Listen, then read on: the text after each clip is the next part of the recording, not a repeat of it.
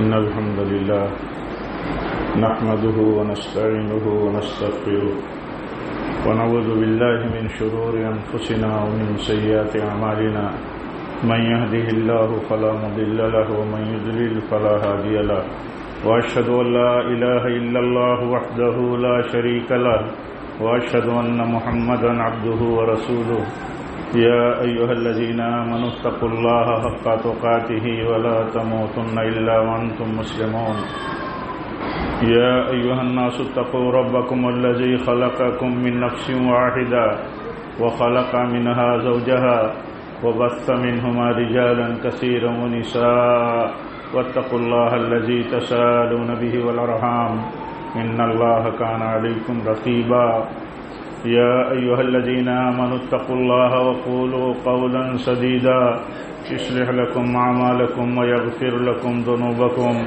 ومن يطع الله ورسوله فقد فاز فوزا عظيما أما بعد فإن خير الحديث كتاب الله وخير الهدي هدي محمد صلى الله عليه وسلم وشر الأمور محدثاتها وكل محدثة بدعة وكل بدعة ضلالة وكل ضلالة في النار أعوذ بالله من الشيطان الرجيم يا أيها الذين آمنوا كتب عليكم الصيام كما كتب على الذين من قبلكم لعلكم تتقون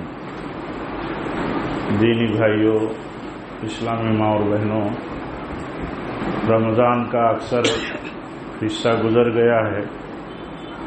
جو کچھ باقی ہے وہ ہمارے لیے بہت اہم ہے، بہت اہم ہونا چاہیے، اور ہمیں اس موقع پر یہ سوچنا چاہیے کہ ہم نے کتنا کچھ اس مبارک مہینے کے خیر کو، اس کی برکتوں کو حاصل کیا ہے، ہم نے اس مبارک مہینے کے مقصد کو کتنا حاصل کیا ہے۔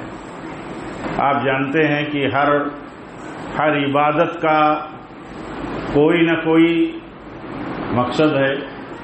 اس کا ایک خاص مقصد اللہ تعالیٰ نے بتایا، کہا رمضان کے مہینے کے روزے کا مقصد یہ ہے کہ تم تقوی والے بن جاؤ۔ رمضان کا اکثر حصہ گزر گیا، ہمیں یہ دیکھنا ہے کہ ہماری زندگیوں میں، ہماری سوچ میں کتنی تبدیلی پیدا ہوئی۔ یہ سوچنا ضروری ہے۔ اگر رمضان سے پہلے جیسے حالات تھے ہمارے، اگر رمضان کے بعد بھی ویسے ہی حالات لوٹ آئیں، اس سے بہتر نہ ہوں، اس سے زیادہ اللہ تعالیٰ کی فرمانبرداری کی صلاحیت نہ ہو، گناہوں سے بچنے کا ہمارا احساس اور ہماری فکر زیادہ نہ ہو جائے، تو اس کا معنی یہ ہے کہ ہم نے رمضان کہ مہینے بھر کی تربیت، ٹریننگ، عبادت کا کوئی رزلٹ نہیں حاصل کیا، کوئی اچھا رزلٹ ہمیں نہیں ملا۔ ہم ایسے ہی رہ گئے جیسے پہلے تھے، ایک مہینہ عبادتوں کے عمل میں رہ گئے، عبادت شوق سے کرتے رہے، محبت سے کرتے رہے، لالچ سے کرتے رہے۔ یہ فکر ہم نے نہیں کیا کہ اس عبادت کا ہمیں کوئی رزلٹ لینا ہے۔ آپ اس کو اس ڈھنگ سے سمجھ سکتے ہیں کہ ایک روزے دار رمضان گزر گیا، اسے یہ دیکھنا چاہیے کہ اس کے ہاں کیا بہتری پیدا ہوئی۔ جیسے ایک کاروباری آدمی ہوتا ہے، سیزن کے کاروبار میں یہ دیکھتا ہے اس سیزن میں اس نے کیا کما لیا۔ بالکل اللہ تعالیٰ کی طرف سے ایک خاص سیزن ہے اس کی رضا کے حصول کا، عبادتوں کے لیے، اللہ تعالیٰ کی مغفرت حاصل کرنے کا، اپنی فرما برداری کی زندگی کو مستحکم کرنے کا۔ اس پہلو سے کہ ہم روزے دار ہیں، ہم اللہ تعالیٰ کی فرما برداری کھانے پینے تک کی چیزوں میں کرتے ہیں کہ حکم ہے کھانے پینے سے بچنے کا، تو ہم اللہ کی فرما برداری کرتے ہیں۔ روزے کی پابندی میں کھانے پینے سے بچنا ہے، جو بھی پابندیاں ہیں حلال طیبات کی، ان سے بھی بچنا ہے ہمیں۔ تو اس پابندی سے ہم نے کیا حاصل کیا ہے؟ اس پابندی کے ذریعے اگر ہم نے گناہوں سے بچنے کی بھی صلاحیت حاصل نہیں کی تو کیا معنی ہوا؟ اس کا معنی یہ ہوا اس کا معنی یہ ہوا کہ یہ شوق، یہ روایت اور یہ چلن اور یہ دیکھا دیکھی کا عمل ہی ہے، اس کے پیچھے کوئی مضبوط سوچ نہیں ہے۔ اور اللہ تعالیٰ یہ چاہتا ہے کہ ایک روزے دار اس پورے مہینے کے روزے سے تقوی کی صلاحیت حاصل کر لے، کنٹرولنگ پاور حاصل کر لے۔ جب اس کا پاور یہاں چلتا ہے کہ حکم ہے رب العالمین کا، تو جہاں جہاں سے دور رہنے کا حکم ہے دور ہے وہ۔ تو یہ مہینہ گزر جانے کے بعد کوئی حرام چیز سامنے آ جائے، فسق و فجور کی چیز سامنے آ جائے، تو اس سے کیوں نہیں بچے گا؟ اسی صلاحیت سے، اسی سوچ سے۔ یہ سوچ ایک مہینے تک وہ لے کر کے چل رہا ہے اور رات دن اللہ تعالیٰ کی فرمانبرداری میں گزار رہا ہے، تو یہ صلاحیت اس کی مضبوط ہوئی کہ نہیں ہوئی رمضان کے بعد؟ اور اگر ایسا نہیں ہوا تو اللہ تعالیٰ ہم سب پر رحم فرمائے، ہمارے بھائیوں پر، بہنوں پر رحم فرمائے کہ اگر رمضان کے مہینے کی حد تک ہی عبادت کا تصور اور ذوق و شوق ہے تو یہ تصور صحیح نہیں ہے۔ یہ ذوق و شوق زیادہ کمائی کے لیے ہے، زیادہ نفع حاصل کرنے کے لیے ہے، زیادہ نیکیاں جمع کرنے کے لیے ہے۔ اس کا معنی یہ نہیں ہے کہ یہ مہینہ گزر جانے کے بعد بندہ آزاد ہے۔ اور ایک بات میں کہتا رہتا ہوں کہ جب ہم اپنے آپ کو اللہ کا بندہ کہتے ہیں، عبد کہتے ہیں، عبد یعنی ہم غلام ہیں اللہ کے، تو اس کا معنی یہ ہے کہ ہم آزاد نہیں ہیں۔ اس کا معنی کیا ہے کہ ہم آزاد نہیں ہیں۔ غلام اور آزاد کا فرق سمجھنا ضروری ہے۔ ہمیں اللہ تعالیٰ نے آزادی بخشی ہے، اپنی ایک عبادت کر کے، اپنے لیے سجدہ ہم سے کرا کر کے، طاغوت اور ہزاروں باطل معبودوں کے سجدے سے ہمیں اللہ نے آزادی بخشی ہے، لیکن اپنا غلام بنایا ہے ہمیں عبد کہتا ہے وہ۔ ہم اپنے آپ کو اللہ کا بندہ کہتے ہیں۔ اللہ کا بندہ کہنے کا مطلب یہ ہے کہ ہم اللہ کے غلام ہیں۔ جیسے ہمارا کوئی نوکر ہے، ہماری ڈیوٹی میں وہ آزاد نہیں ہے کہ جیسا چاہے گا وہ ویسا کرے گا، وہ ہماری ماتحتی میں، ہماری گائیڈ لائنز، ہماری ترتیب، ہماری ہدایتوں پر چلے گا۔ جب ہم اللہ کے بندے ہیں اور اللہ نے ہمیں اپنی بندگی کے لیے پیدا کیا ہے، تو ہم کسی وقت اللہ تعالی ہمیں اپنی بندگی سے زیادہ نوازنا چاہتا ہے تو یہ موسم ہے، یہ وقت ہے، یہ مہینہ ہے، اس وقت نوازنا چاہتا ہے اللہ تعالیٰ، تو ہم مشقتیں اٹھا کر کے، ہم عبادتیں خصوصیت کے ساتھ زیادہ کر کے ہم اللہ تعالیٰ کے اجر کو حاصل کرتے ہیں، اس کی رضا کو حاصل کرتے ہیں، اس کے ہاتھ سے انعام کی لالچ میں ہم ایسا کرتے ہیں جیسا کہ حدیث پاک میں آتا ہے۔ لیکن یہ کہ دوسرے دنوں میں ہم اللہ کے غلام نہیں ہیں، ہم آزاد ہیں، تو ہم کبھی آزاد نہیں۔ ہمارے علماء اسی لیے کہتے ہیں کہ بندہ اور غلام اور بندہ جو ہے یہ حر اور آزاد نہیں ہوتا، اس کا اپوزٹ ہے۔ ہم میں کون مرد ہے، عورت ہے، عالم ہے، غیر عالم ہے، بزرگ ہے، جوان ہے، ہماری دینی مائیں بہنیں ہیں، کون نہیں کہتا کہ ہم اللہ کے بندے ہیں، اللہ کے غلام ہیں؟ لیکن یہ سب بولنے ہی کے لیے حد تک نہیں ہے۔ میں اپنے لیے، آپ سب کے لیے توفیق مانگتا ہوں اس سمجھ کے لیے کہ ہم سمجھیں کہ ہم غلام ہیں اللہ کے اور اللہ کی بندگی کے لیے پیدا کیے گئے ہیں، تو یہ غلامی رب العالمین کی وقتی نہیں ہے۔ جو لوگ وقتی غلامی، سیزنل غلامی کے لیے آتے ہیں اور اس کے بعد آزاد ہو جاتے ہیں، وہ اللہ تعالیٰ کو ایسی غلامی قبول نہیں ہے۔ حدیث میں آتا ہے جب تک صحیح سوچ کے ساتھ یہ عمل نہیں ہوگا اللہ تعالیٰ کے ہاں قبول نہیں ہوگا۔ آپ دیکھیے ایک آدمی روزہ رکھتا ہے، کوئی پرواہ نہیں ہے اس کو، روزہ رکھتا ہے، بھوکا پیاسا ہے، بھوک پیاس کا وہ پورا پیریڈ نکال لیتا ہے بھوک پیاس سے۔ حدیث میں آتا ہے کتنے ایسے روزے دار ہوتے ہیں جن کو ان کے روزے کا بدلہ بھوک اور پیاس کے سوا کچھ نہیں ملتا، یعنی بھوکے پیاسے تھے، وہی بھوک اور پیاس روزے کے بدلے میں انہیں ملا اور کچھ نہیں ملا۔ کتنے قیام اللیل کرنے والے ایسے ہوتے ہیں کہ وہ ان کے کھاتے میں رت جگہ کے سوا کچھ نہیں آتا، کچھ نہیں ملتا. نیت صحیح نہیں ہے، مقصد کی فکر نہیں ہے، اللہ کی رضا کی فکر نہیں ہے، موسم ہے اللہ تعالیٰ معاف کر دینا چاہتا ہے، توبہ کی فکر نہیں ہے، دعا نہیں کرتا ہے بندہ، توفیق نہیں مانگتا ہے، سوال نہیں کرتا ہے اللہ تعالیٰ سے. کیا ہے اس کا مقصد؟ کیا رات جاگنا، کیا بھوکے پیاسے رہنا؟ اس کے پیچھے سوچ کچھ ہونی چاہیے. اللہ تعالیٰ چاہتا ہے کہ میرے بندے کی یہ سوچ بنے کہ وہ بھوک پیاس برداشت کر سکتا ہے اللہ کے حکم سے، تو حرام چیزوں سے بچے گا کیوں نہیں؟ یہ سوچ اس کی کیوں نہیں بنتی؟ اللہ تعالیٰ چاہتا ہے کہ میرے بندے کی سوچ رمضان کے 1 مہینے کے روزے کے ساتھ یہ بن جانی چاہیے کہ حکم ہے رب العالمین کا تو کھانا پینا چھوڑتا ہے، میاں بیوی اپنا تعلق چھوڑ دیتے ہیں. تو یہ میرے بندے یہ سوچ مضبوط کر لیں کہ ہمارے رب کا حکم ہوگا تو ہم جن چیزوں سے بچنے کا ان سے ہم بچیں گے کیوں نہیں.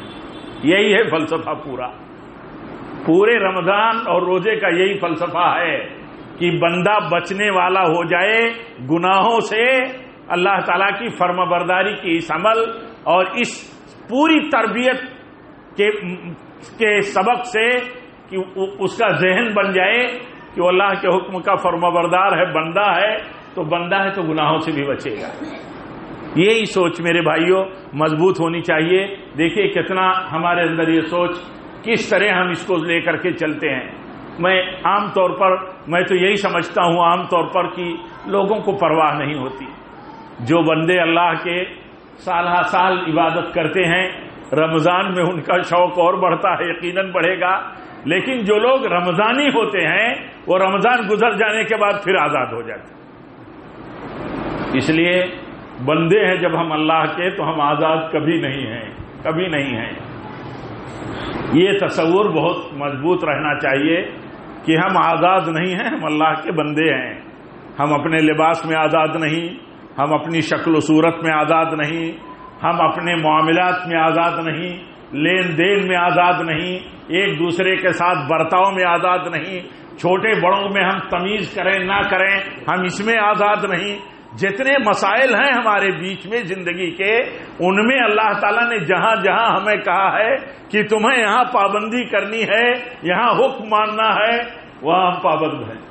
آپ دیکھیے حضرت ابو موسیٰ اشعری آئے عمر ابن خطاب رضی اللہ تعالیٰ عنہ کے گھر، اجازت مانگی، 1 بار 2 بار، تیسری بار اجازت مانگی، لوٹ گئے.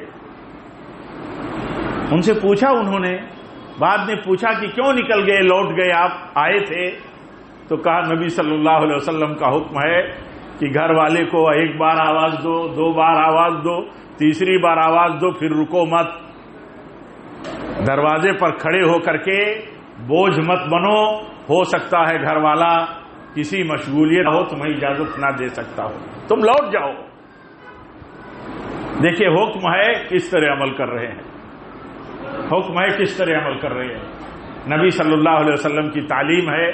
حضرت عمر فاروق رضی اللہ تعالیٰ عنہ کو یہ مسئلہ معلوم نہیں تھا. کسی کے پاس کل علم نہیں ہوتا، زیادہ علم ہو سکتا ہے، بڑا سے بڑا عالم ہو سکتا ہے. اس امت میں حضرت ابوبکر کے بعد سب سے بڑے عالم ہیں آپ. یہ مسئلہ نہیں معلوم تھا تو کہتے ہیں تمہارے علاوہ اور بھی کوئی اس مسئلے کو جانتا ہے کہ نبی صلی اللہ علیہ وسلم نے ایسی تعلیم دی ہے، مجھے بتاؤ. تو نکلے، ایک مجلس میں پہنچے، صحابہ کی مجلس تھی، تو دیکھا لوگوں نے کچھ پریشان لگ رہے ہیں. حضرت ابو موسیٰ کہتے ہیں کیا بات ہے؟ کہا مسئلہ یہ ہے. تو وہاں بتایا جاتا ہے کہ اس مجلس میں جو سب سے کم عمر کے ہیں وہ گواہی دیں گے کہ نبی صلی اللہ علیہ وسلم نے تعلیم دی. مثال دینے کا مقصد یہ ہے کہ ایک مومن اپنی زندگی کو آزاد نہیں رکھتا. آزاد خالی ایک سبق ہم لے لیں، ایک سبق اگر ہم یاد کر لیں تو ہمارے لیے میں سمجھتا ہوں بہت کافی ہوگا کہ ہم آزاد نہیں ہیں. ہم آزاد نہیں ہیں، ہم غلام ہیں. کس کے؟ اللہ کے. اللہ تعالیٰ فرماتا ہے کہ جب میں نے ابراہیم سے کہا اسلم قال اسلمت لرب العالمین، تو فرما بردار رہنا، غلام بنے رہنا اللہ کو بہت پسند ہے.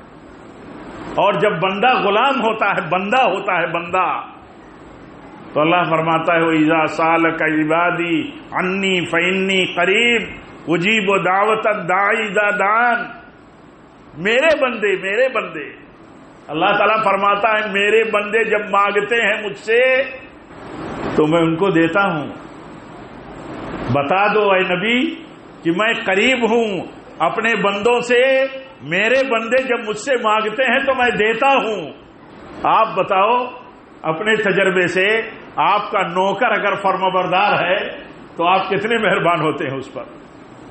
آپ کے حکم کی فکر کرنے والا، آپ کے کام کی فکر کرنے والا، آپ کتنے مہربان، کتنی شفقت رکھتے ہیں کہ یہ میرا نوکر ہے، میری ماتحتی میں ہے.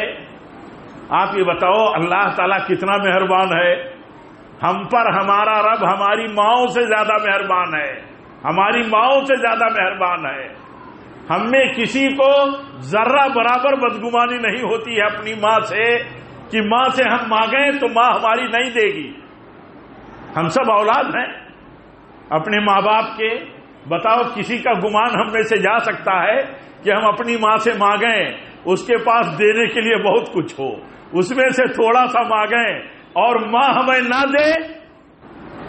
کبھی اگر نہیں دے گی ماں تب بھی یہی دماغ میں آئے گا کہ بھلائی چاہتی ہے ماں، نہیں نہ دینے کے پیچھے اس لیے نہیں دے گی.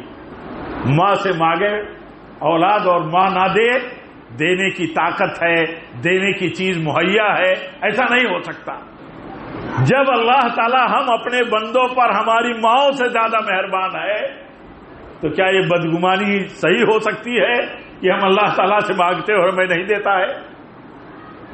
کیا یہ بات صحیح ہو سکتی ہے کہ اللہ تعالیٰ اپنے وعدے میں سچا نہیں ہے؟ اللہ تعالیٰ فرماتا ہے میرے بندے جب مجھ سے مانگتے ہیں تو میں ان کی مانگ پوری کرتا ہوں، ان کی دعا قبول کرتا ہوں.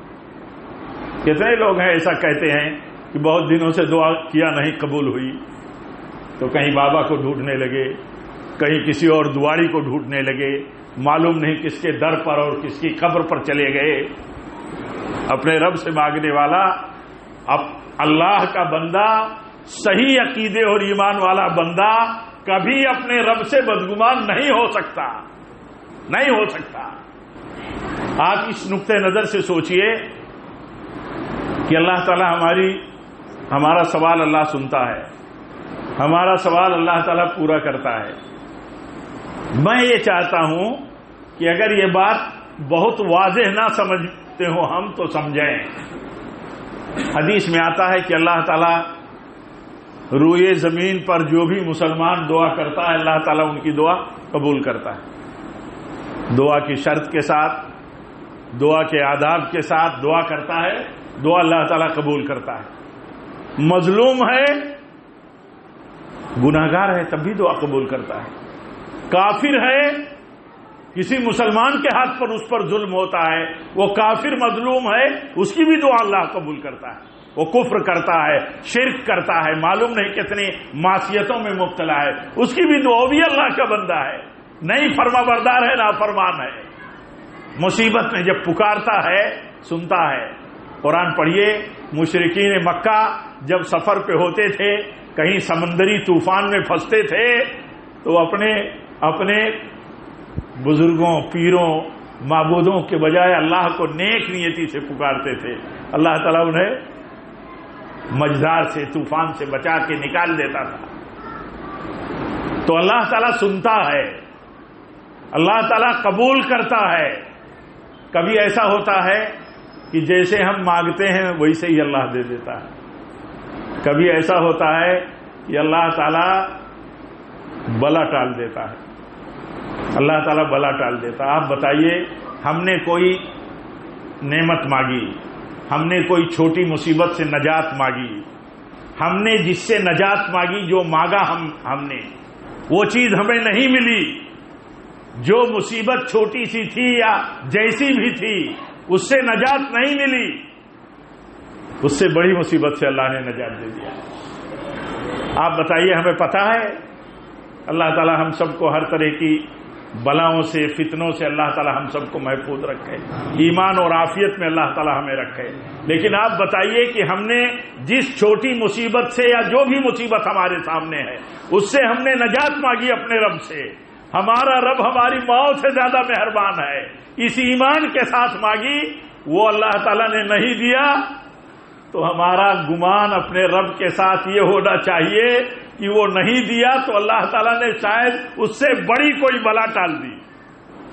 بتائیے یہ بھلا ہوا کہ نہیں ہوا؟ بھلا، یہ بھلا ہوا، یہ بڑا بھلا ہوا کہ اللہ تعالیٰ نے ہمیں چھوٹی مصیبت سے نجات دینے کے بجائے بڑی مصیبت سے بچا لیا۔ حدیث میں آتا ہے دعا نفع دیتی ہے اس مصیبت سے جس مصیبت میں بندہ پڑا ہوا ہے اور دعا کرتا ہے، دعا کا وہاں بھی فائدہ ہے۔ دعا کا کام ہے آئی ہوئی مصیبت سے نکلنے کے لیے دعا کی جائے، دعا نفع پہنچاتی ہے۔ اس مصیبت سے بھی جو مصیبت ابھی آئی نہیں ہے اس سے بچنے کے لیے بھی دعا کام کرتی ہے۔ دعا ہم کرتے ہیں، کوئی مصیبت آنے والی تھی، اللہ تعالیٰ نے اس مصیبت کو ٹال دیا۔ کسی بھی مومن کے دل میں کبھی یہ کھٹک نہیں پیدا ہونی چاہیے کہ رب العالمین نے نہیں سنی ہماری۔ ہم اپنی ماں کے بارے میں نہیں کہتے کہ میری ماں نہیں سنی، جس کو سننا چاہیے، جو چیز سننے کی ہے ماں نہیں سنے گی۔ ہم اتنی بات نہیں کہنے کی جرات کر سکتے ہیں، نہ جمع کر سکتے ہیں، نہ حقیقت ہو سکتی ہے۔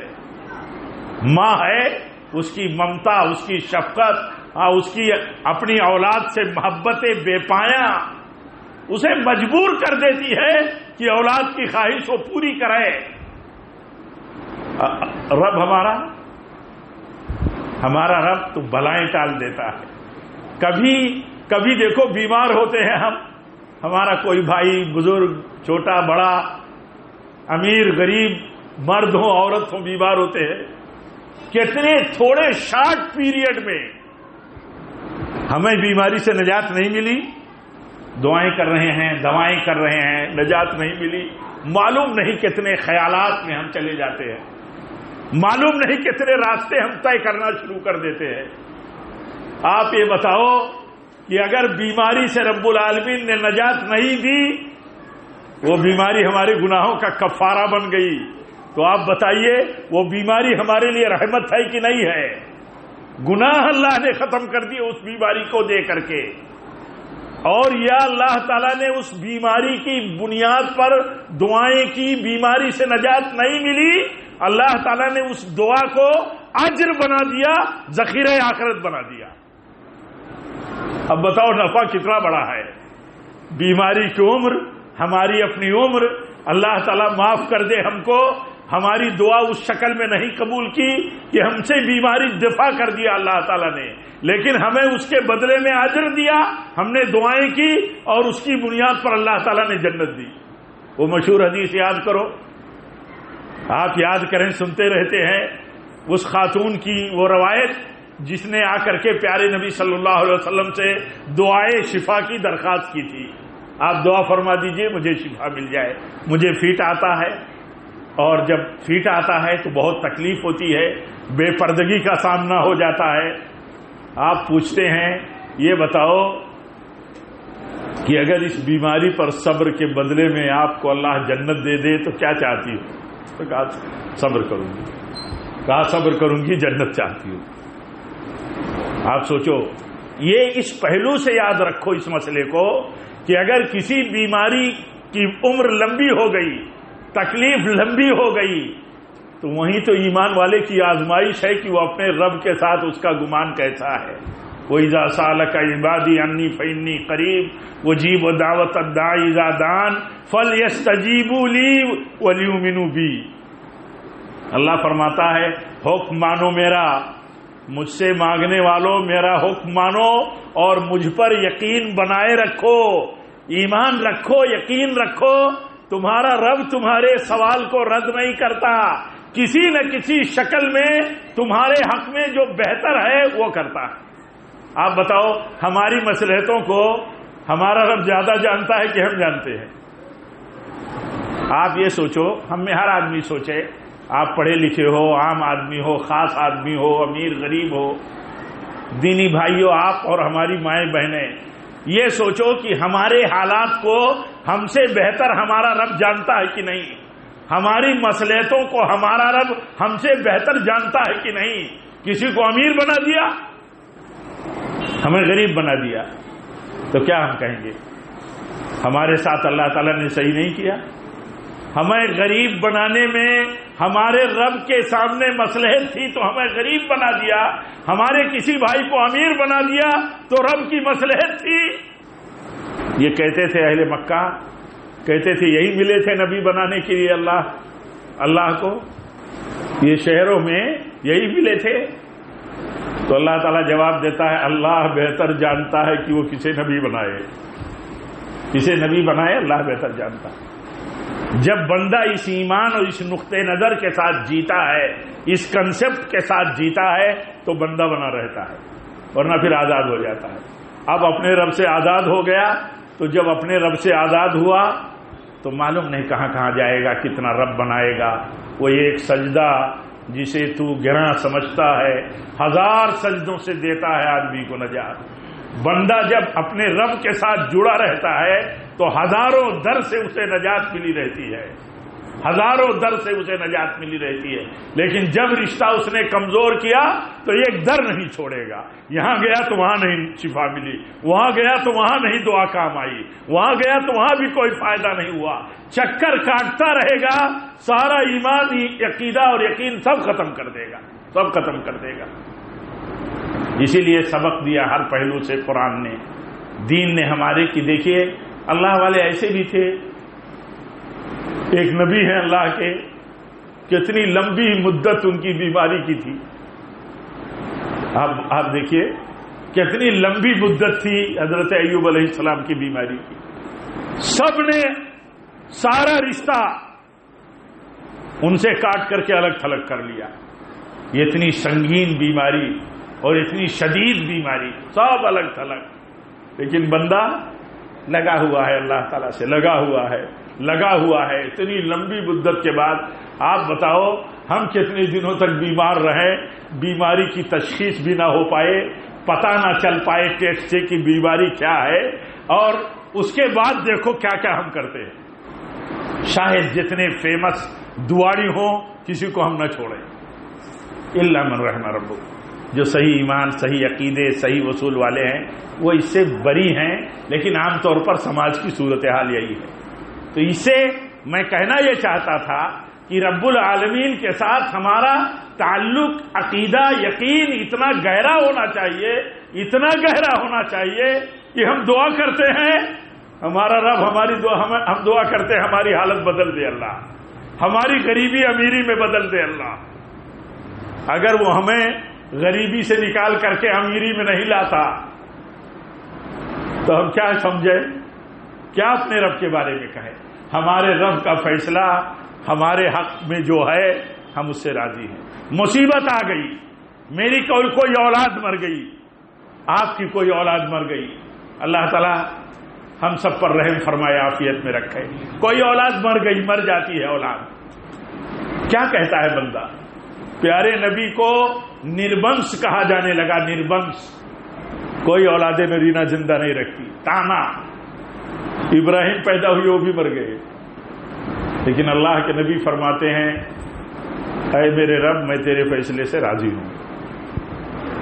اپنے رب کے فیصلے سے بندہ راضی رکھے، رب ہے جس حال میں اس نے رکھا ہے ہمارے حق میں وہی بہتر ہے، وہی بہتر ہے۔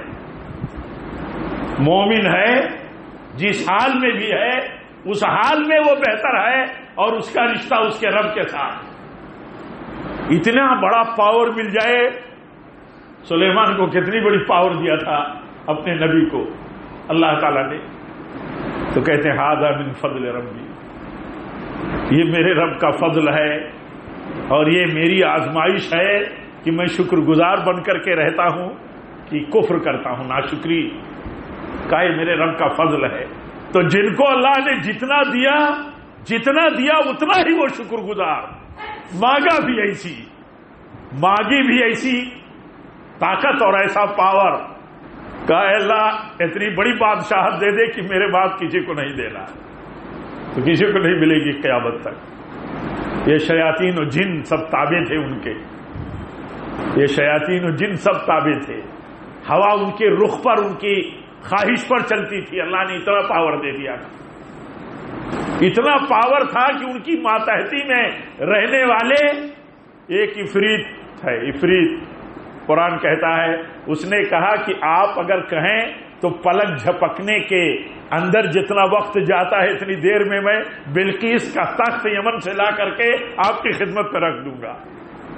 اتنا بڑا پاور، اور کوئی اتنا بڑا غریب، انتہائی غریب، لیکن اللہ تعالیٰ کا بندہ ہے، انتہائی غریب، کوئی بات کرے تو کوئی سنے نہ، کسی سے سفارش کرے تو کوئی مانے نہ، کوئی قریب نہ آئے، کہیں بات چیت رشتہ ناتا کی کرے تو وہ بھی نہ لوگ قبول کریں، لیکن اللہ کا بندہ ہے تو وہ ان بڑوں سے بہتر ہے جن سے دنیا بھری ہوئی ہو اور وہ اللہ کے فرما بردار نہ ہو۔ تو اللہ تعالیٰ کے ہاں کس کی قیمت کیسی ہے، کس حال میں رکھا ہے، یہ سوچ ہماری اپنے رب کے ساتھ بہت اچھی اور بہت خوشگوار ہونی چاہیے، ایمان والی ایماندارانہ ہونی چاہیے، عابد بندگی کی، یعنی ہم بندے ہیں تو جیسے ایک بندے کا تقاضا بنتا، ہم بندے ہیں اللہ کے، ہمیں اپنی بندگی کے لیے اس نے پیدا کیا ہے،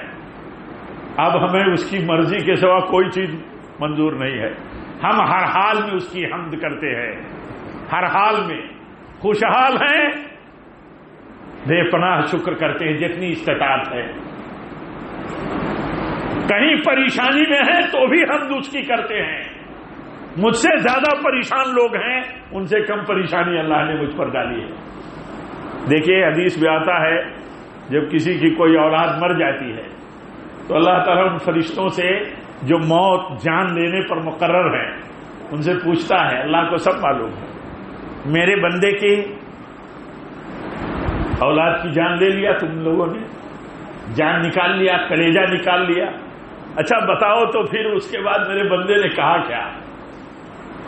بندہ ہے تو اپنے حکم، اپنے رب کے ہر فیصلے کا پابند ہے، اس سے اپنے آپ کو بشری تقاضے، کمزوری، اپنے دکھ کے اظہار کے بعد بھی اپنے آپ کو اپنے رب کے فیصلے پر رضامندی ظاہر کرتا ہے۔ فرشتے کہتے ہیں تیرے بندے نے اللہ اس کی اولاد کی جان لینے کے بعد بھی کہا الحمدللہ علی کل حال انا للہ و انا الیہ راجعون، وہاں بھی الحمدللہ علی کل حال کا، ایک اولاد کی جان لے لی، باقی اولاد ہے، اولاد کی جان لے لی، میری زندگی باقی ہے، اولاد کی جان لے لی، اس کی ماں باقی ہے، کوئی بیمار ہے اور لوگ صحت مند ہیں، ہم صحت مند ہیں، ہماری ایک اولاد گئی، فلاں کی کئی اولاد مر گئی، جس حال میں بھی بندے کو اللہ نے رکھا ہے، اتنا مہربان ہے، اب اس کی کوئی مصلحت اس کے حق میں بڑی ہے جو بندے کو نہیں معلوم، ہم کو آپ کو نہیں معلوم، ہمیں غریب بنا دیا، ہمارا غریب بھائی اپنے رب سے کبھی بدگمان نہیں ہوگا کہ ہمیں غریب بنا دیا اللہ تعالیٰ نے، فلاں کو امیر بنا دیا اللہ تعالیٰ نے، یہ تفریق، یہ تقسیم، یہ فرق جو قائم کیا رب العالمین نے، یہ ہم سب کا امتحان لینے کے لیے کہ ہم کہتے ہیں ہم اپنے رب کے ہر فیصلے پر راضی ہیں، تو بندہ ثابت کرے کہ راضی ہے کہ نہیں راضی ہے۔ یہ میرے بھائیوں یہی مقصد ہے، اس مہینے کے اندر ایک خاص سبق جو ہے وہ یہی ہے کہ جس طرح ہم یہ مبارک مہینہ اللہ کا بندہ بن کر کے نکالتے ہیں، گزارتے ہیں، ایسی بندگی کہ دل خوش ہو جاتا ہے، لوگ سرشار ہیں، کتنی محبت کرتے ہیں، کتنی گرمی اور شدت کے حالات ہیں لیکن کتنی محبت ہے روزے سے۔ تو جس طرح ہم اس موقع پر اللہ تعالیٰ کی فرمانبرداری، اس کے حکم کی پیروی میں اتنی محبت کا مظاہرہ کرتے ہیں، بندہ بنا رہتے ہیں، ایسے ہی ہمیشہ بندہ بنے رہیں، یہی اس رمضان کا سبق ہے، یہی اس رمضان کا، اور مانگیں اللہ سے اس رمضان کی ایک خاص اللہ تعالیٰ کی طرف سے ایک خاص اس رمضان میں اللہ کی طرف سے ہم ایمان والوں کے لیے ایک خاص انعام ہے. وہ کیا ہے؟ مغفرت. اللہ تعالیٰ ایک خاص انعام دیتا ہے اپنے بندوں کو جو اس مبارک مہینے میں اللہ تعالیٰ کی بندگی کے ساتھ جیتے ہیں. مغفرت دیتا ہے، مغفرت. حدیث میں آتا ہے کہ جسے یہ مہینہ ملا اس نے اپنی مغفرت نہ کروا لی اپنے رب سے تو اللہ تعالیٰ کی رحمت سے دور ہو جائے. یعنی اللہ تعالیٰ مغفرت دینا چاہتا ہے. ہم اپنے رب سے سوال کریں، خوب سوال کریں. قدر کی رات کی خاص دعا، خاص سوال، اللہم انک عفو تحب العفو فاعف عنی. مغفرت کا سوال، معافی کا سوال. ہم خوب دعا کریں اور ان گناہوں سے معافی مانگیں جو گناہ ہماری زندگیوں میں ہوئے، اور اس عہد کے ساتھ مانگیں کہ اللہ ہم آگے نہیں یہ گناہ کریں گے. اللہ تعالیٰ معاف کر دے گا. زمین بھر گناہ لے کر کے بندہ اگر معافی اور توبہ کے لیے اللہ کے پاس آتا ہے تو اللہ زمین اور آسمان بھر مغفرت لے کر کے آتا ہے. تو یہ معافی اللہ تعالیٰ کا خاص انعام ہے کہ اللہ تعالیٰ سے ہم مانگیں. اور دیکھیے مانگنا اللہ سے مانگنا اللہ کو بہت پسند ہے. مانگنا اللہ کو بہت پسند ہے. یہی بندے اور رب میں فرق ہے. اللہ کو مانگنا بہت پسند ہے. غلام ہے کہا تم محتاج ہو. قرآن کہتا ہے یا ایھا الناس انتم الفقراء الی اللہ، تم سب فقیر ہو اللہ کے. تو فقیر، اللہ کا فقیر اللہ سے خوب مانگتا ہے. حدیث میں آتا ہے کہ بندے اگر اکٹھا جمع ہو جائے سارے جنات و انسان اور سب مانگیں اپنی مراد اور سب پوری کر دے رب العالمین تو اس کے خزانے سے کچھ نہیں کم ہوگا. مثال دیا، کہا جیسے سمندر میں سوئی ڈال کر کے پانی نکال لو، کتنا پانی آئے گا سمندر سے، اس کے خزانے سے کچھ کم نہیں ہونے والا ہے. تو مانگنے سے اللہ تعالیٰ خوش ہوتا ہے اور عبدیت اور فقیری ثابت ہوتی ہے. آدمی کہتا ہے نہیں میں نہیں زبان کھول سکتا، میں سوال نہیں کر سکتا، کسی سے میں کسی ضرورت کی بات نہیں کر سکتا، میری خودداری سے گوارا نہیں کرتی کہ میں سوال کی زبان کھول دوں.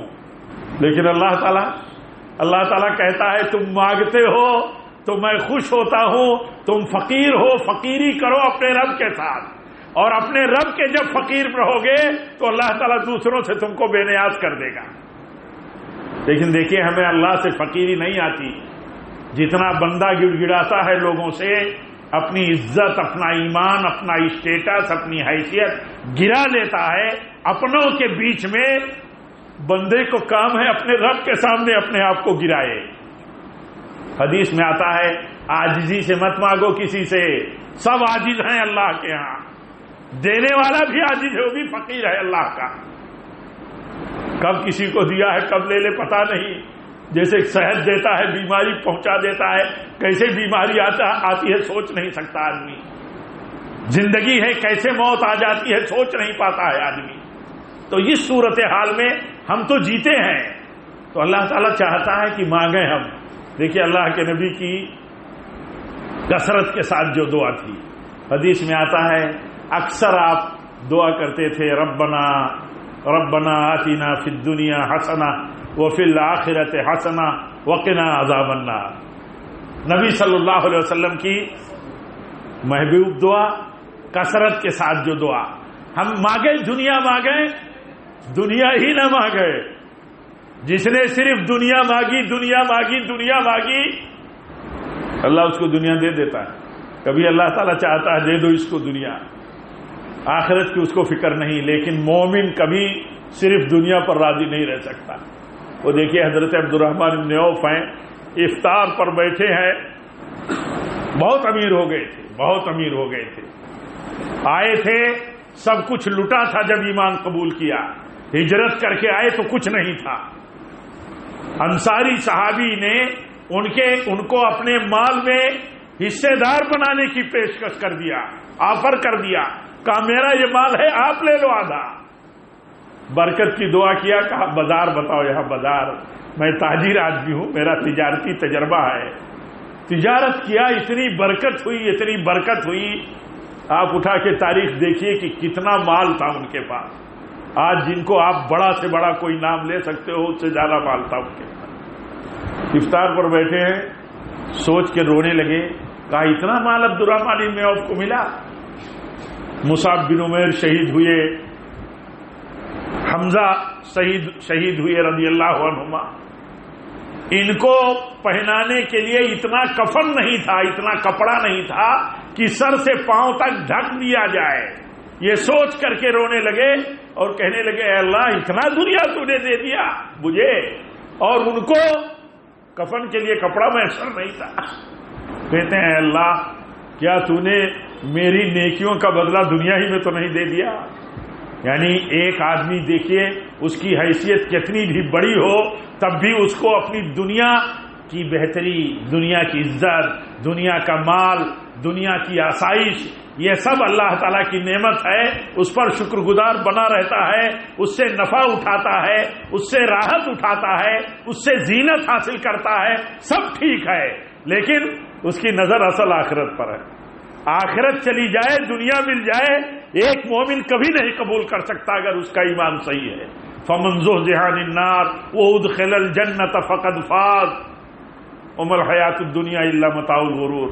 اللہ تعالیٰ فرماتا ہے آگ سے بچ گیا، جنت مل گئی، اصل کامیابی وہی ہے، ورنہ دنیا تو یہ جتنی چمک دمک کے ساتھ چلتی ہے ایسے ہی دغا دے کر کے بھی جاتی ہے۔ صحت کی بہتری، شباب کا پیریڈ، زندگی کے مطلب زیب و زینت اور آسائش و آرائش اور عافیت، لیکن دیکھیے بیماری آتی ہے تو آدمی کو توڑ دیتی ہے، موت آتی ہے تو ساری فیملیاں ایسا لگتا ہلکان ہو گئی۔ تو یہ ساری صورتحال میں دیکھیے، ان ساری صورتحال میں مومن کی فکر کیا ہوتی ہے؟ اللہ دنیا بھی اچھی رکھ، دنیا بھی اچھی رکھ۔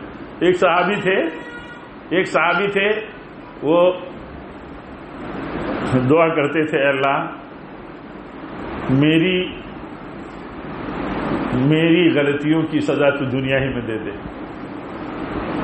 وہ بیمار تھے، اللہ کے نبی عیادت کر رہے ہیں، آپ پوچھ رہے ہیں اچھا یہ بتاؤ کوئی خاص دعا تو تم نے نہیں کی ہے؟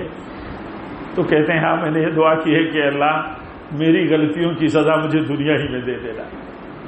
تو آپ نے فرمایا، کہا توبہ کرو اپنی غلطیوں سے اور اللہ تعالیٰ سے دنیا کی بھی بہتری مانگو، دنیا کی بھی بہتری۔ دنیا میں اللہ تعالیٰ اگر ہمارے گناہوں پر ہمیں پکڑے تو ہم برداشت نہیں کر سکتے، اس لیے اللہ تعالیٰ سے معافی مانگیں اپنی غلطیوں کی اور دنیا کی بھلائی اور خیر مانگیں۔ ربنا آتنا فی الدنیا حسنہ وفی الآخرۃ حسنہ وقنا عذاب النار۔ یہ سبق ہے اپنے رب سے مانگنے کا، اور اپنے رب سے جیسا بندہ گمان رکھتا ہے اللہ تعالیٰ فرماتا ہے ویسا ہی مجھے پائے گا۔ اگر میرے بندے کا یہ گمان ہو کہ میں دعا کرتا ہوں اللہ نہیں سنتا ہے تو دعا ہی کرنا چھوڑ دے گا کہ نہیں چھوڑ دے گا؟ تھوڑے دنوں تک دعا کیا چھوڑ دے گا، اتنی دعا کیا اللہ نے نہیں سنا۔ تو یہ اللہ تعالیٰ کے ساتھ ایمان اور صحیح عقیدے کی بات نہیں ہے۔ اللہ تعالیٰ سے ہم دعا کریں، مغفرت کی دعا کریں، قبولیت کی دعا کریں، اصل اللہ تعالیٰ کا جو انعام ہے اس انعام کے لیے دعا کریں۔ اللہ تعالیٰ ہمیں ان خوش نصیبوں میں شامل فرما جنہیں یہ مبارک مہینہ ملا ہے اور تیری طرف سے انہیں بخشش حاصل ہوتی ہے۔ ہم یہ دعا کریں، اور جو وقت بچا ہے جیسے سیزن ہونا، سیزن بہت آسانی سے ہم سمجھتے ہیں، سیزن کوئی کمائی کا سیزن، کوئی چانس کا پیریڈ ہوتا ہے، ہم جھونک دیتے ہیں اپنی طاقت۔ حدیث میں آتا ہے اللہ کے نبی صلی اللہ علیہ وسلم آخری عشرے میں جتنی عبادت اور مشقت اٹھاتے تھے کبھی نہیں اٹھاتے تھے۔ آخری عشرے کا بھی اکثر حصہ گزر گیا، بس 2 دن 3 دن باقی ہیں۔ اللہ تعالیٰ ان دنوں کو ہمارے لیے آسان کر دے، کہ ہم ان میں زیادہ سے زیادہ توبہ کر لیں، استغفار کر لیں، دعائیں کر لیں، تجھے راضی کرنے کی کوشش کر لیں. ہم یہ سب دعا کریں اللہ تعالیٰ سے اور دنیا اور آخرت کی بھلائی مانگیں. اپنی اولاد کے لیے دین کا سوال کریں, توحید اور ایمان کا سوال کریں, بہتر روزی کا سوال کریں. اپنے اس دیش میں, اپنے اس پیارے دیش میں یہاں امن و امان کا بھی سوال کریں, لوگوں کے ایمان اور ہدایت کا بھی سوال کریں. اللہ تعالیٰ ملک کے امن و امان اور فضا کو بہتر رکھے, اس کے لیے بھی دعا کریں اللہ تعالیٰ سے. اور جو لوگ اس ملک کے حالات کو بگاڑنا چاہتے ہیں ان کے لیے بھی دعا کریں. نبی صلی اللہ علیہ وسلم کی سنت ہم امتیوں کے سامنے رہنی چاہیے کہ نبی صلی اللہ علیہ وسلم ظالم سے ظالم کے لیے بھی دعا کرتے تھے کہ اللہ تعالیٰ انہیں ہدایت دے دے. آپ فرماتے ہیں کہ میں تمہاری کمر پکڑتا ہوں کہ تم کو آگ میں گرنے والے ہو بچا لوں تم کو, کہ تم کو آگ میں تم گر کر کے تباہ نہ ہو جاؤ. پتھر جو مارتے ہیں, کس پر پتھر؟ صحابی کہتے ہیں میری جان چلی جائے, میری جان چلی جائے وہ مجھے منظور ہے, یہ منظور نہیں ہے کہ میری جان بچ جائے اور آپ صلی اللہ علیہ وسلم اپنے گھر میں ہوں اور آپ کو کانٹا چبھ جائے. ایک کانٹا بھی برداشت نہیں تھا. ان کو پتھر مارا گیا. اس روئے زمین پر اللہ کے سب سے محبوب بندے جن کے لیے اللہ تعالیٰ نے فرشتوں کو حکم دیا جاؤ میرا نبی کہتا ہو تو اس پوری بستی کو کچل دو, دو پہاڑیوں کے بیچ میں, وہاں بھی اللہ کے نبی فرماتے ہیں ہو سکتا ہے یہ مجھے نہیں جانتے, ہو سکتا ہے ان کی اولاد مسلمان ہو جائے. ہر دشمن, ہر ظالم کے تئیں اور ظالموں کے تئیں بھی ہمارا ایک کنسپٹ ہونا چاہیے. اور یہ رمضان کا آخری وقت ہے میرے بھائیوں, ایک آخری بات کہہ کے بات ختم کروں گا. مجھے اتنی دیر بات نہیں کرنی تھی آپ سے, لیکن سالوں پر ملاقات ہوئی ہے تو بات بھی کچھ مناسبتوں پر کرنی پڑتی ہے. دل کہتا ہے کچھ بات کریں, شاید مجھے بات کرنے والے کو اور آپ سب کو بھی کچھ شاید فائدہ ہو جائے. ایک سنت اللہ کے نبی کی یاد رکھو. ہر آدمی ہر حیثیت میں اس کو یاد رکھے. ہر حیثیت کا مطلب چاہے جس حیثیت میں ہو, چاہے جس حیثیت میں. امام شافعی رحمۃ اللہ علیہ فرماتے ہیں ایک امتی کو اپنے نبی کی رمضان کی ایک سنت کو خاص طور پر یاد رکھنا چاہیے. وہ سنت کیا؟ آپ رمضان کے مہینے میں دوسرے دنوں کے مقابل میں سب سے زیادہ خرچ کرتے تھے, سخاوت کرتے تھے. آپ کتنے مال والے تھے؟ آپ کتنا نصاب والے تھے؟ یعنی سبق یہ ہے کہ ہر امتی رمضان کے مہینے میں جو اس کی حیثیت ہے اپنی حیثیت سے خرچ کرے. ایک بھائی لاکھوں خرچ کرتا ہے, لاکھوں کی حیثیت رب العالمین نے دی ہے, اس کو خرچ کرے. ایک آدمی روپے میں خرچ کا ہے, روپے میں. حدیث میں آتا ہے ایک آدمی 1 لاکھ خرچ کرتا ہے, ایک آدمی 1 روپیہ خرچ کرتا ہے. کبھی کبھی یہ ثواب میں برابر ہوتے ہیں, کبھی کبھی ثواب میں 1 روپے والا 1 لاکھ روپے والے سے زیادہ ہوتا ہے. مان لو دونوں کی نیت اچھی ہے. ایک آدمی کے پاس 1 کروڑ ہے, اس نے 1 لاکھ خرچہ کر دیا. ایک آدمی کے پاس 1 لاکھ نہیں ہے, 1 کروڑ کے سامنے 1 لاکھ خرچ کرنا 1 لاکھ کے سامنے 1000 خرچ کرنے کے برابر ہے. یہ برابر ہوا. اگر 1 لاکھ نہیں ہے, اس سے کم ہے اور 1000 روپیہ خرچہ کر دیا تو اس کروڑ پتی کے مقابل میں اس کا ریشیو زیادہ ہوا.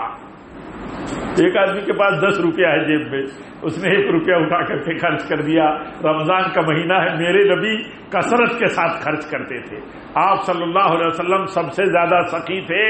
آپ کی سخاوت رمضان میں ایسی بڑھتی تھی جیسے ہوا چلتی ہو, ہر جگہ پہنچے ہوا, چھوٹ کے چلنے والی ہوا.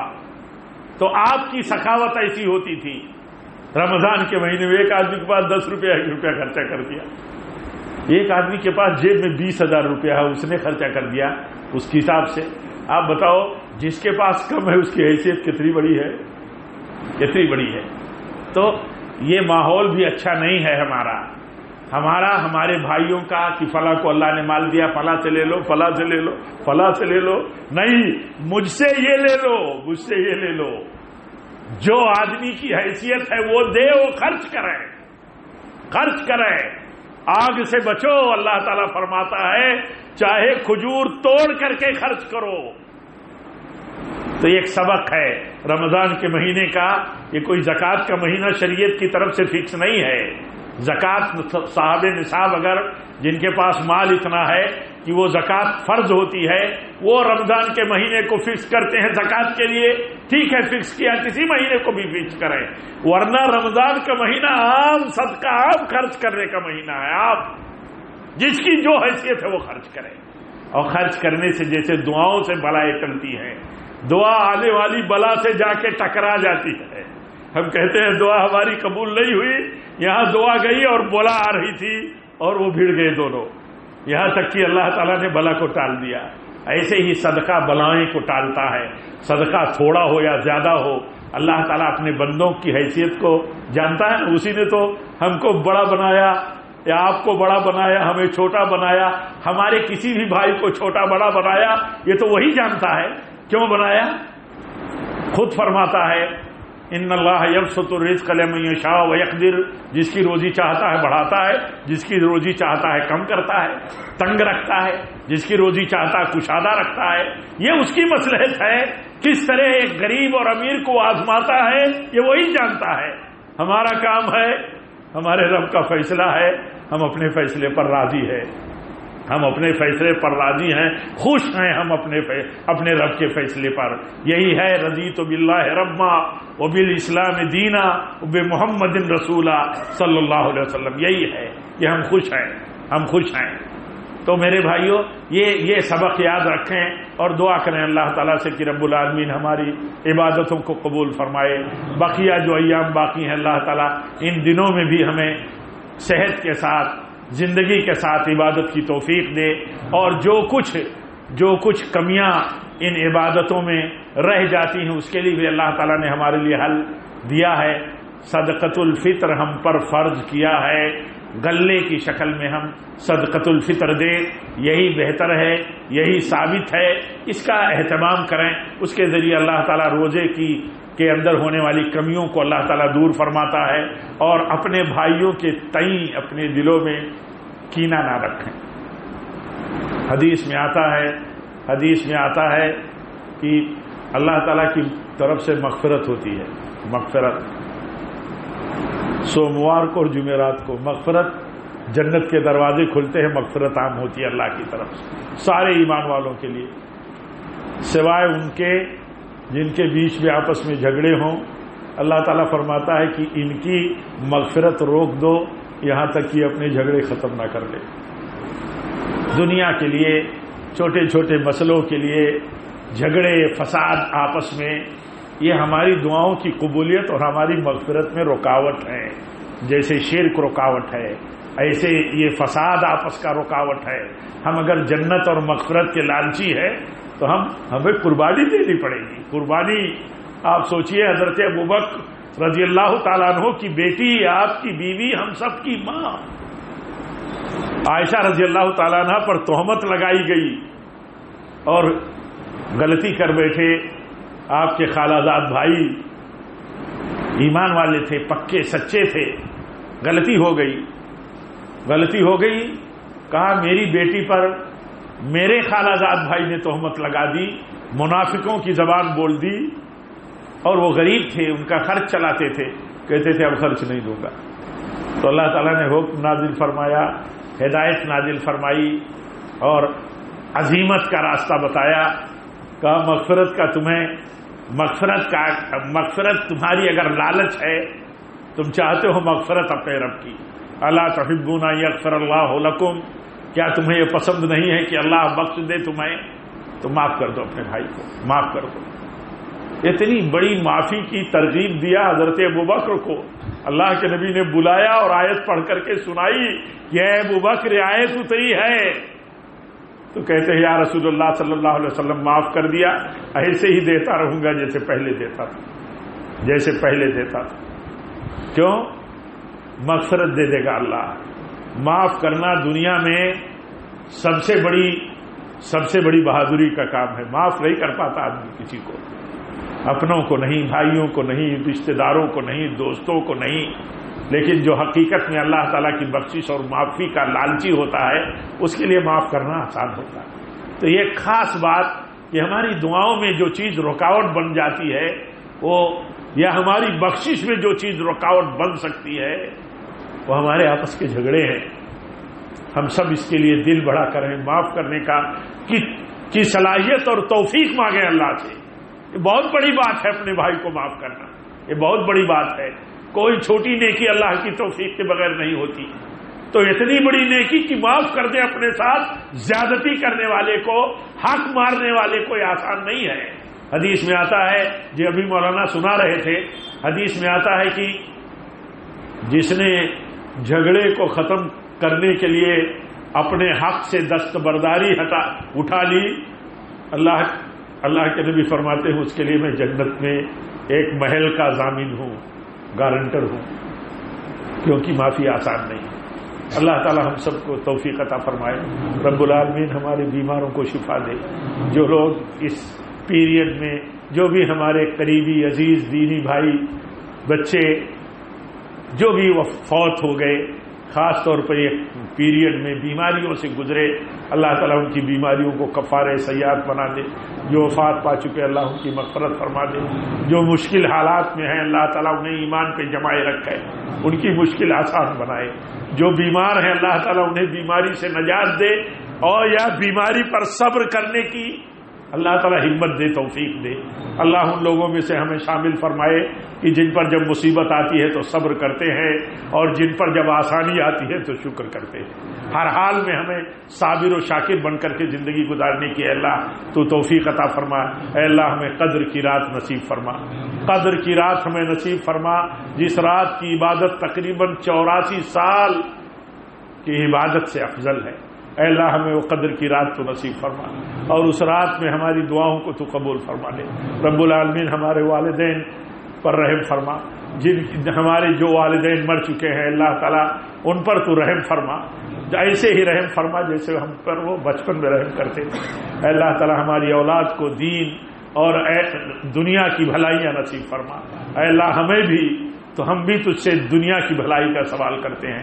ربنا آتنا فی الدنیا حسنہ. اے اللہ ہمیں دنیا میں بہتری عطا فرما، آخرت میں بہتری عطا فرما، اور ہم سب کو جہنم کی آگ سے اللہ بچا لے. ربنا تقبل منا انک انت السمیع العلیم. وآخر دعوانا الحمد للہ رب العالمین. والسلام علیکم ورحمۃ اللہ وبرکاتہ.